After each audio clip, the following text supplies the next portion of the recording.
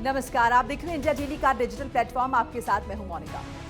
राजस्थान के श्रीगंगानगर जिले से आए हनीमून मर्डर की कहानी जितनी दिल दहला देने वाली है, उतनी ही सोचने वाली भी है। ये वो मामला है जिसे पुलिस ने थोड़े दिन पहले एक सड़क हादसे वाला दुर्घटना केस समझा, लेकिन बाद में पूरी साजिश, धोखे और हत्या का काला सच सामने आया। ये कहानी है आशीष, अंजलि और संजू नाम के युवकों की, जो शुरू में एक सामान्य शादीशुदा जोड़ी की जिंदगी जी रहे थे, लेकिन कुछ ऐसा हुआ कि देश भर की नजरें इस घटना पर टिकी। आशीष, जो कि 27 साल का युवक था, गंगानगर के गांव में रहता था, अपने परिवार के साथ खुशहाल जीवन जी रहा था। उसने जियोलॉजी में एमएससी किया हुआ था और बीएड की पढ़ाई कर रहा था। वहीं उसकी पत्नी अंजलि भी पढ़ाई कर रही थी। दोनों की शादी हो जाती है लगभग 3 महीने पहले, यानी कि 30 अक्टूबर 2025 को। शादी को देखने वालों ने किसी तरह की परेशानी नहीं समझी और लग रहा था कि दोनों के बीच सब कुछ ठीक है, क्योंकि दोनों परिवार के रिश्ते भी काफी अच्छे थे। लेकिन 30 जनवरी की शाम कुछ ऐसा हुआ जिसने सब कुछ बदल कर रख दिया। उस दिन रात के तकरीबन 9 बजे आशीष और अंजलि, परिवार के एक सदस्य, आशीष के चचेरे भाई अंकित और उसकी पत्नी के साथ डिनर के बाद टहलने निकले थे, जबकि आमतौर पर वो किसी सुरक्षित और गली मोहल्ले से टहलते थे। इस दिन अंजलि ने बिना स्पष्ट वजह एक सुनसान रास्ते की तरफ जाने के लिए कहा। उन्होंने जब अंकित और उसकी पत्नी को उनके घर छोड़ दिया, तब अंजलि ने आशीष को उन सुनसान जगह की तरफ ले जाने के लिए कहा। लेकिन 30 जनवरी की शाम को कुछ ऐसा हुआ जिसने सब कुछ बदल कर रख दिया। उस दिन रात तकरीबन 9 बजे आशीष और अंजलि, परिवार के एक सदस्य, आशीष के चचेरे भाई अंकित और उसकी पत्नी के साथ डिनर के बाहर टहलने निकले। अमूमन वो किसी सुरक्षित जगह या फिर गली मोहल्ले में ही टहलते थे, लेकिन इस दिन अंजलि ने बिना स्पेसिफिक वजह बताए एक सुनसान जगह को चुना। उन्होंने अंकित और उसकी पत्नी को घर छोड़ दिया। अंजलि ने आशीष को सुनसान रास्ते की तरफ इशारा किया। शाम तकरीबन 9 बजे की बात है। कुछ ही समय बाद एफएसएल टीम को मौके पर बुलाया गया, क्योंकि लोगों ने वहां एक दंपत्ति को बेहोश सड़क पर पड़े हुए देखा। जब पुलिस और स्वास्थ्य कर्मी पहुंचे तो देखा कि आशीष गंभीर रूप से जख्मी है। उसे तुरंत रामला सीएचसी ले जाया गया, जहां डॉक्टर्स ने उसे मृत घोषित कर दिया। वहीं अंजलि को भी हॉस्पिटलाइज कराया गया। वो बेहोश थी और उसने बताया कि उसके साथ एक अज्ञात वाहन की टक्कर हो गई और उसके गहने, सोने, चांदी के आभूषण सब कुछ लूट लिए गए।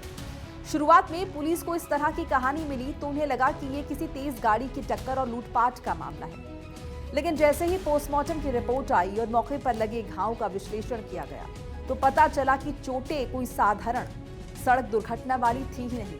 पुलिस को शरीर पर मिले निशानों से साफ हुआ कि घायल व्यक्ति पर कोई जानबूझकर हमला कर रहा था।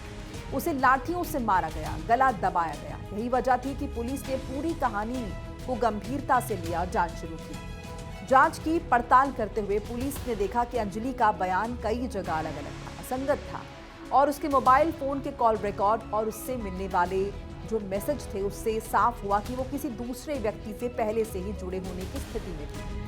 ये दूसरी तरफी कहानी जब सामने आई तब पुलिस ने संजय और संजू नाम वाले युवक के बारे में पता लगाया, जो अंजलि का पुराना प्रेमी था और शादी से पहले उसके साथ उसका रिलेशन रहा है। संजू पेशे से किसी बड़े व्यवसाय वाला नहीं था। वो अक्सर शादी समारोह और कार्यक्रमों में वेटर या फिर केटरिंग का काम करता था।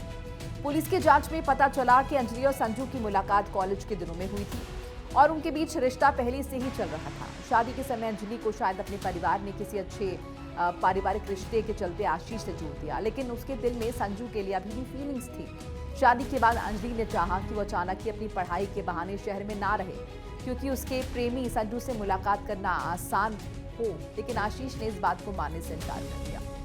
इससे दोनों के बीच झगड़ा बढ़ा और आखिर में हत्या की प्लानिंग की गई। पुलिस की माने तो हत्या की योजना घटना से तकरीबन 16 दिन पहले ही अंजलि और संजू ने मिलकर बनाई थी।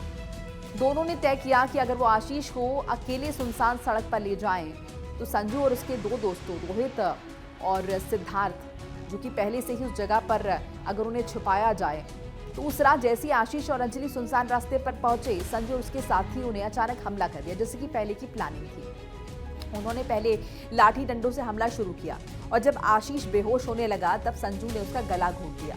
हत्या के बाद, ताकि मामला सड़क दुर्घटना या लूट जैसा दिखाई दे, अंजलि ने अपने गहने, मोबाइल फोन संजू को दिए और खुद वहीं जमीन पर गिर गई और बेहोश होने का नाटक करने लगी। संजू और उसके साथियों ने तुरंत मौके से भागने की कोशिश की। अंजलि ने पहले की तरह परिवार वालों और आसपास के लोगों को बताया कि कोई अज्ञात वाहन की टक्कर लगी और लूटपाट हुई। पुलिस को सूचना मिली, उन्होंने शव को अस्पताल भेज दिया, लेकिन पुलिस तकनीकी विश्लेषण, चोटों का पैटर्न और मोबाइल फोन डेटा और जिस तरीके से अंजलि ने स्टेटमेंट दिए, उसके बयान की विसंगतियों को मिलाकर जब देखा तो स्पष्ट हो गया कि कोई ये मामूली सड़क हादसा नहीं है, बल्कि एक ठंडे दिमाग से रची गई हत्या। पुलिस ने अंजलि, उसके प्रेमी और साथियों को गिरफ्तार कर लिया है। सभी आरोपियों के खिलाफ हत्या, साजिश और गुमराह करने जैसे कई गंभीर आरोप दर्ज किए गए हैं। इनके तहत अब आगे की जांच होगी और जाहिर है इस पूरी घटना ने समाज पर भी गहरा असर डाला है। लोगों को सुनकर हैरानी हो रही है कि एक शादी जो कि शुरू में परफेक्ट मैच जैसी लग रही थी, वो 3 महीने में एक भयानक साजिश कैसे बदल गई और कैसे किसी की हत्या कर दी गई। आशीष के परिवार ने पुलिस और लॉ एंड ऑर्डर से कठोर सजा की मांग की है, मौत की सजा की मांग की है, जबकि अंजलि के घरवाले शर्मिंदगी में हैं। वो ये समझ रहे हैं कि अगर उन्होंने सब कुछ पहले से जान लिया होता, समझ लिया होता, तो शायद ये शादी ही ना होती। ये मामला इसीलिए भी चर्चा में है क्योंकि 2023 के मेघालय के हनीमून मर्डर जैसे मामलों की याद दिलाता है, जहां एक पत्नी ने अपने पति की हत्या की साजिश की। ऐसे मामलों में सामान्य रूप से ये देखा गया है कि जब जीवन साथी आपसी समझ, सम्मान और संवाद ना पा सके, तब रिश्तों में खटास और दुर्भाग्यपूर्ण घटनाएं जन्म लेती हैं। इसीलिए श्रीगंगानगर का यह हनीमून मर्डर केवल एक अपराध की कहानी नहीं है, बल्कि कहीं ना कहीं ये रिश्तों का कत्ल भी है। और ये दर्शा रहा है कि कहीं ना कहीं माँ बाप को भी ये समझना चाहिए किसी की भी शादी किसी से करने से पहले कि अगर उनकी इच्छा नहीं है तो वो शादी को ना कराएं, क्योंकि अंततः उसके जो परिणाम हैं कुछ इस तरह के निकलते हैं और किसी ना किसी की जान इस पूरे मामले में जाती है।